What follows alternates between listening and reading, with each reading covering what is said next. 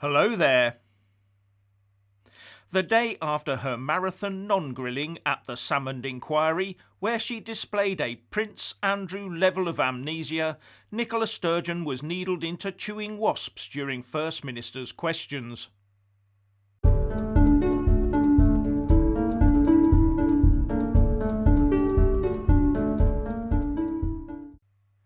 Firstly, please subscribe and like this video to give my channel a boost. And I'm always uploading new content, so please do check back every day. And a big thanks to my Patreon and PayPal supporters.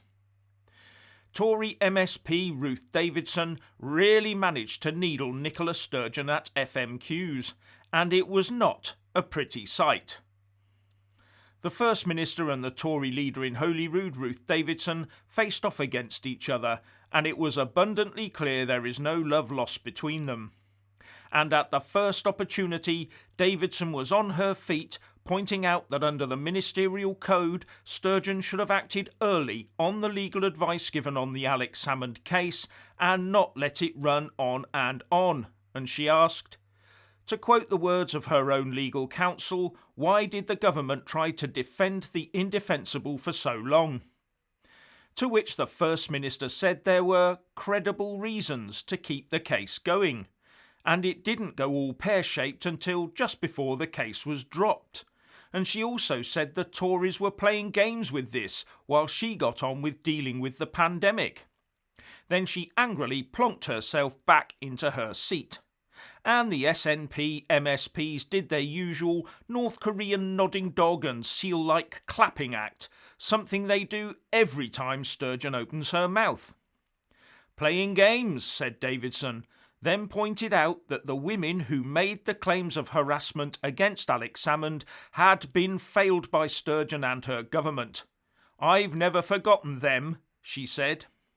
And then Davidson quoted from the damning evidence of the lawyers fighting the government side of the Salmond case, where they talk about being professionally embarrassed by how the government was running the case.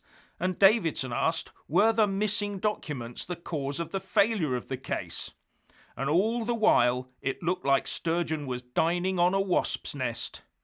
In fact, as far as I could see, she was getting near pyrotechnic as she stood to answer and trying to deflect from the main point of the question.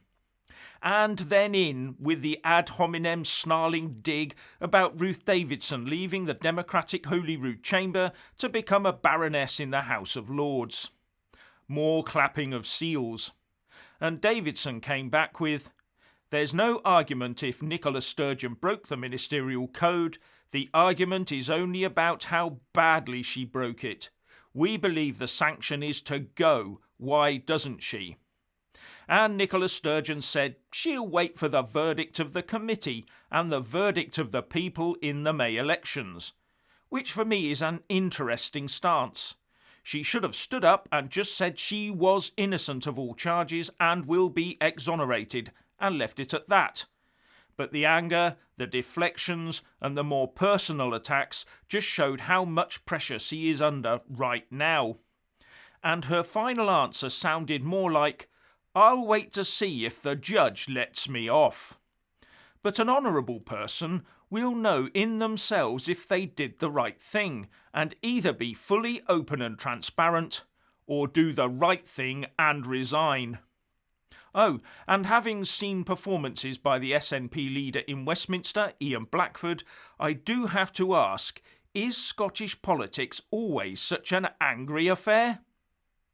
So what do you think about this? Please share and comment below. And if you want to hear more from me, please don't forget to subscribe and also press that little bell or you won't get any notifications. And if you want to see more of me, buy a mug with my mug on it by following the link in the descriptions box below and support me on Patreon or PayPal. And thank you for watching.